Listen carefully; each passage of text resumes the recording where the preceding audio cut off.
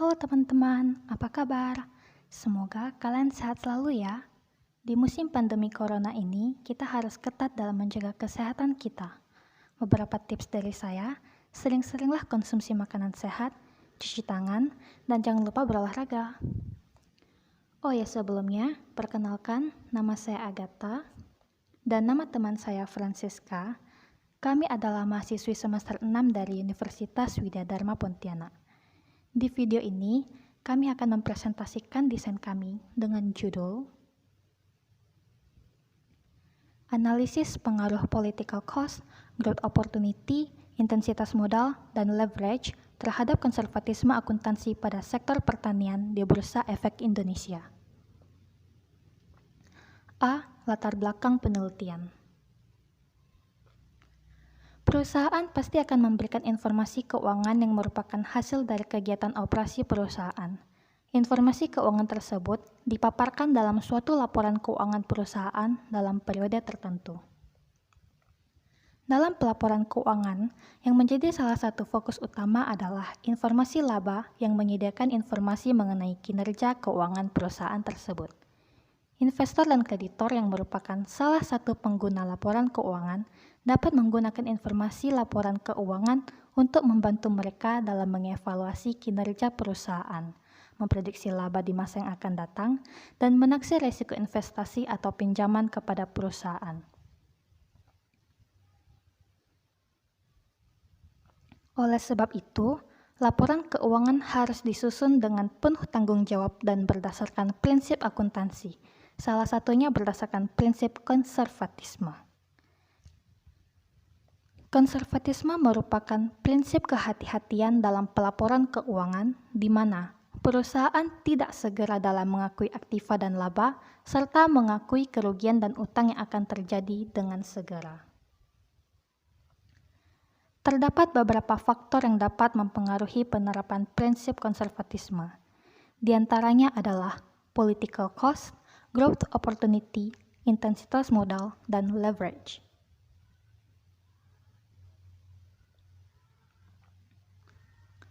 Political cost adalah biaya-biaya yang akan dikeluarkan terkait politik perusahaan. Di dalam political cost diungkapkan bahwa kemungkinan perusahaan besar untuk menghadapi biaya politis lebih besar dibanding perusahaan kecil. Pada umumnya, perusahaan besar lebih diawasi oleh pemerintah dan masyarakat. Jika perusahaan besar menghasilkan laba yang tinggi secara relatif permanen, maka pemerintah dapat terdorong untuk menaikkan pajak dan meminta layanan publik yang lebih tinggi kepada perusahaan. Berikutnya, growth opportunity. Growth opportunity atau peluang pertumbuhan perusahaan dapat didefinisikan sebagai peluang perusahaan untuk bertumbuh dan meningkatkan nilai perusahaan di masa yang akan datang. Perusahaan yang sedang bertumbuh akan memerlukan investasi yang cukup besar. Untuk mendapatkan dana yang cukup agar investasi dapat dilakukan, maka perusahaan dapat menggunakan prinsip konservatisme sehingga dana tersebut dapat dicadangkan. Berikutnya adalah intensitas modal. Intensitas modal adalah sebuah ukuran dalam penggunaan dana. Intensitas modal mencerminkan seberapa besar modal yang dibutuhkan perusahaan untuk menghasilkan pendapatan. Besarnya modal harus diakui secara hati-hati agar tidak menimbulkan hal yang dapat merugikan perusahaan. Oleh sebab itu, prinsip konservatisme akan membantu dalam pengakuan tersebut. Yang terakhir adalah leverage. Leverage adalah rasio yang mengukur seberapa besar aset perusahaan dibiayai oleh pihak luar. Rasio leverage yang tinggi menandakan aset perusahaan banyak dibiayai oleh pihak luar dan akan membuat perusahaan tersebut diawasi lebih ketat. Karena adanya pengawasan lebih ketat dari pihak kreditor, maka manajer akan lebih berhati-hati dan akan menerapkan prinsip akuntansi yang konservatif. Terdapat beberapa perusahaan yang terjerat kasus karena tidak berdasarkan prinsip konservatisme. Contohnya adalah kasus pada PT Kimia Farma dan kasus pada Garuda Indonesia. Kasus pada PT Kimia Farma di mana laporan keuangan tahun 2001 setelah diaudit oleh Hans Tuanakoto dan Mustafa, Kementerian BUMN dan Bapepam menilai bahwa laba bersih tersebut terlalu besar dan mengandung unsur rekayasa. Awalnya, manajemen Kimia Farma melaporkan adanya laba bersih sebesar 132 miliar. Namun setelah diaudit, laba bersih tersebut lebih rendah 32 miliar 600 juta. Hal ini disebabkan pihak manajemen tidak mengindahkan prinsip konservatisme. Nah, untuk contoh skandal baru-baru ini adalah kasus laporan keuangan pada Garuda Indonesia, di mana lonjakan tajam laba bersih dari tahun 2017 yang mengalami kerugian sebesar USD 216.500.000 menjadi laba sebesar USD 809.850.000 pada tahun 2018 dan menimbulkan polemik lantaran dua komisaris Garuda Indonesia menganggap laporan keuangan 2018 Garuda Indonesia tidak sesuai dengan pernyataan standar akuntansi keuangan.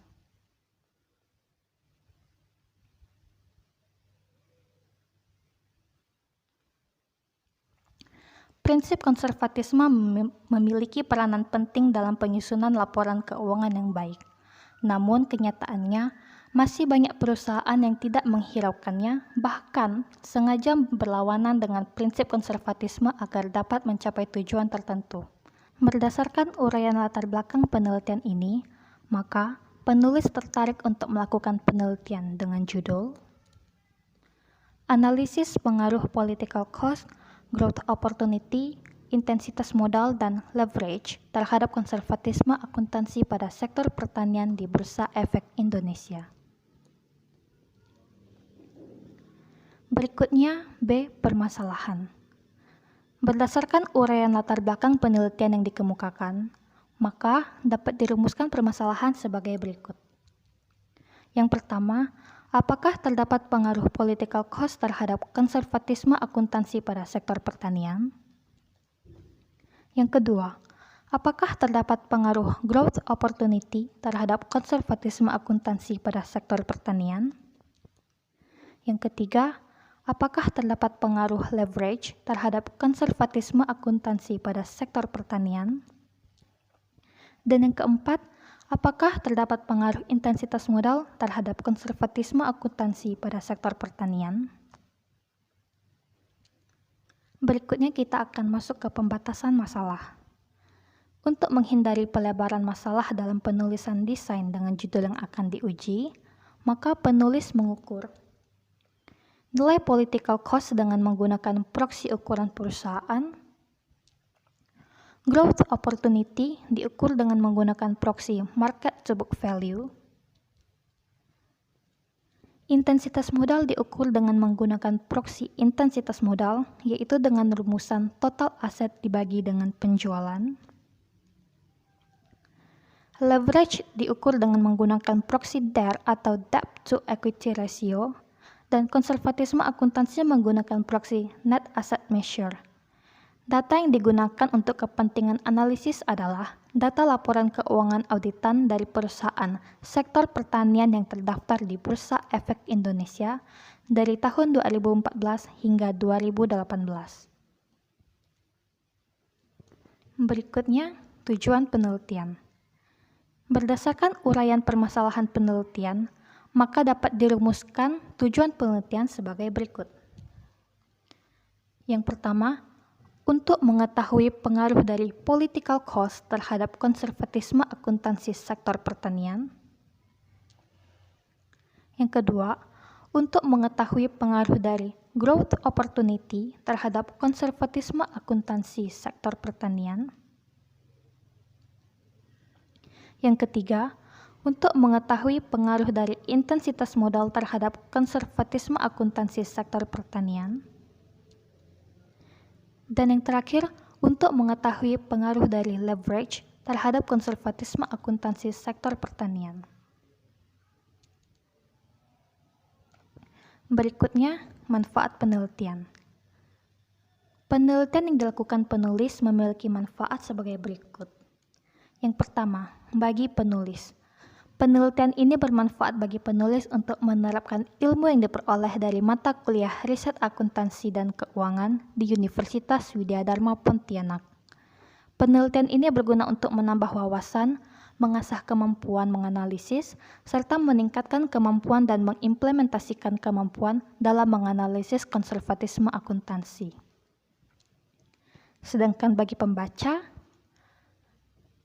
dapat menambah wawasan dan pengetahuan tentang pengaruh political cost, growth opportunity, intensitas modal, dan leverage terhadap konservatisme akuntansi.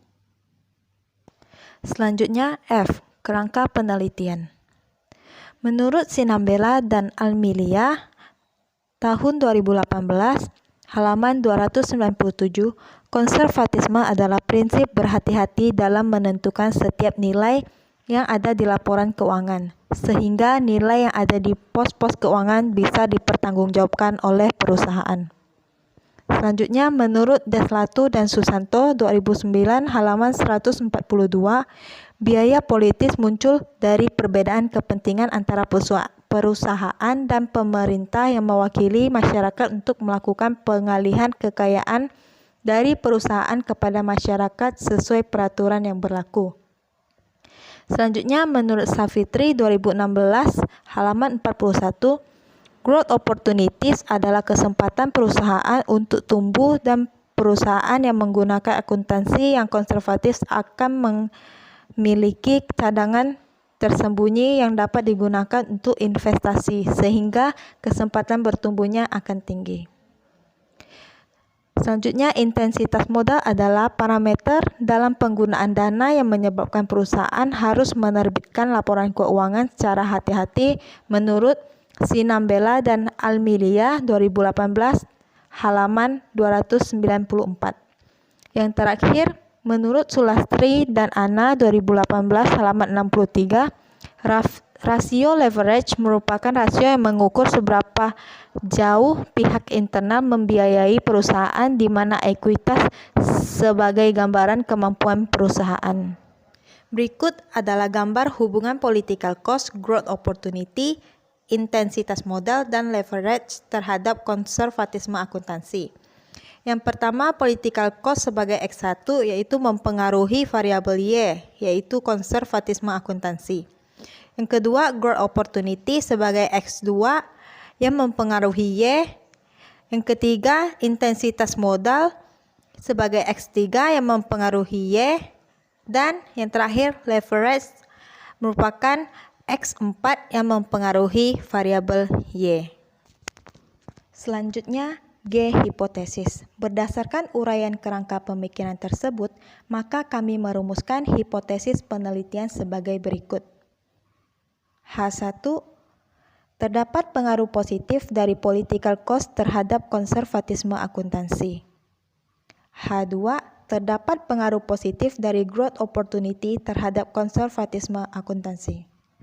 H3.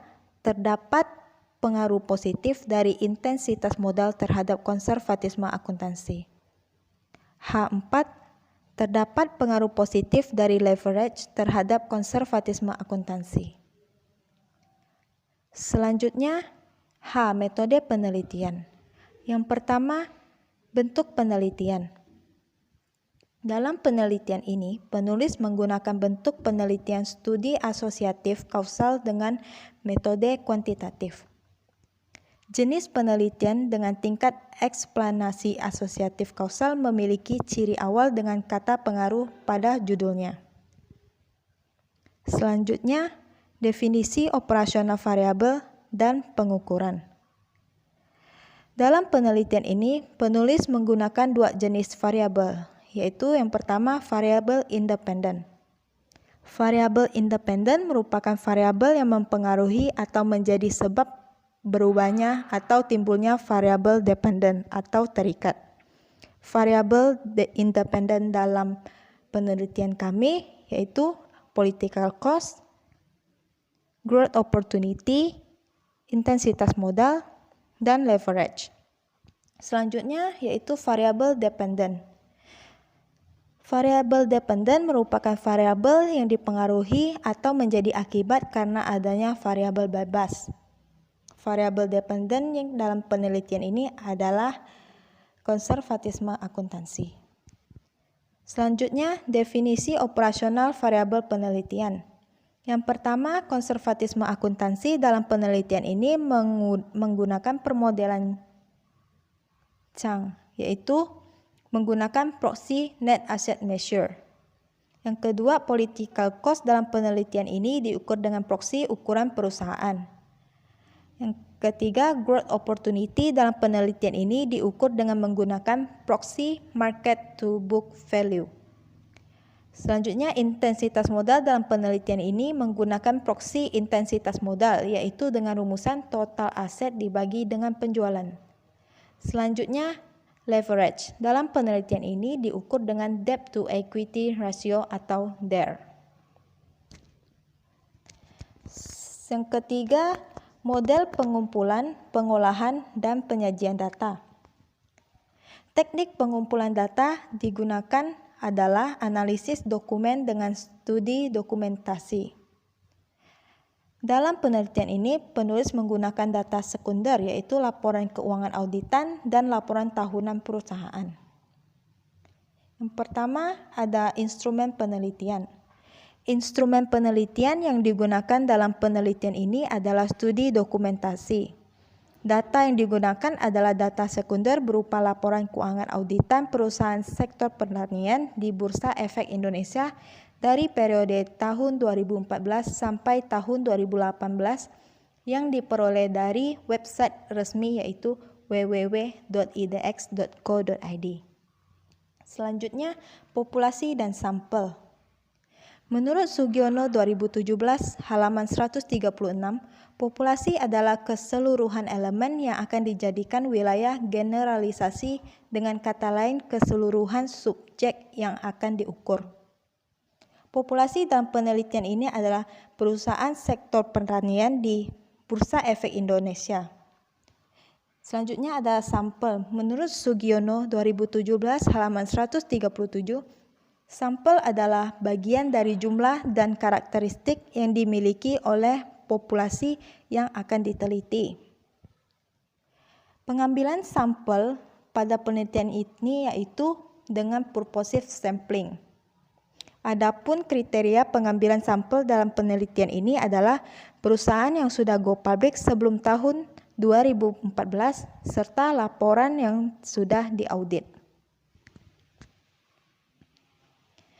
Selanjutnya, teknik analisis data. Dalam penelitian ini, teknik analisis yang digunakan adalah metode kuantitatif dengan model penelitian yaitu analisis regresi linear berganda. Yang pertama adalah konservatisme akuntansi. Dapat dirumuskan sebagai berikut. Persamaan untuk menghitung non-operating accrual perusahaan yaitu operating accrual dikurangi accrual receivable, dikurangi inventory, dikurangi prepaid expense, ditambah accrual payable, ditambah tax payable. Adapun persamaan untuk menghitung operating accrual perusahaan yaitu net income ditambah depreciation dikurangi cash flow from operation. Selanjutnya, political cost. Political cost diproyeksikan dengan ukuran perusahaan yang diukur berdasarkan rumus sebagai berikut. Yaitu ukuran perusahaan sama dengan log natural atau total aset. Selanjutnya, growth opportunity. Variabel growth opportunity dapat diukur berdasarkan market to book value of equity. Rumus perhitungan growth opportunity menurut Collins dan Kothari tahun 1989 dalam Widya 2004 yaitu sebagai berikut. Market to book value of equity sama dengan outstanding share dikali closing price dibagi dengan total equity. Selanjutnya, Intensitas modal. Intensitas modal diukur seperti di dalam penelitian Agustina et al. Pada tahun 2015, yaitu total aset sebelum depresiasi dibagi dengan nilai penjualan perusahaan. Selanjutnya, leverage. Leverage dalam penelitian ini diukur dengan debt to equity ratio atau DER dengan model Agus Sartono tahun 2012 pada halaman 121, yaitu dengan rumus total hutang dibagi dengan total modal. Selanjutnya adalah teknik analisis linear berganda. Berikut merupakan persamaan regresi linear berganda sebagai berikut, yaitu Y sama dengan A plus B1X1 plus B2X2 plus B3X3 plus B4X4 plus E, yaitu dengan keterangan Y merupakan konservatisme akuntansi, A merupakan konstanta, B1, B2, B3, B4 merupakan koefisien regresi, X1, X2, X3, X4 merupakan variabel pada penelitian itu, yaitu political cost, growth opportunity, intensitas modal, dan leverage. Yang terakhir adalah E, merupakan error.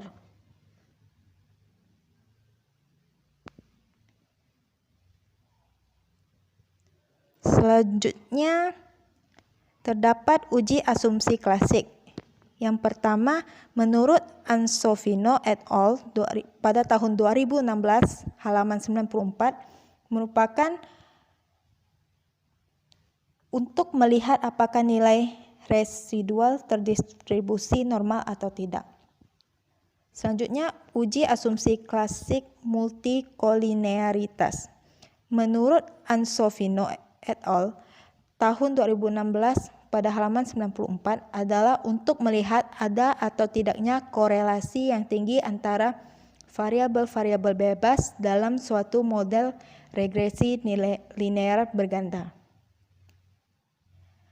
Selanjutnya, ada uji asumsi klasik heteroskedastisitas. Menurut Ansovino et al. 2016 halaman 94 adalah untuk melihat apakah terdapat ketidaksamaan varians dari residual satu ke pengamat yang lainnya.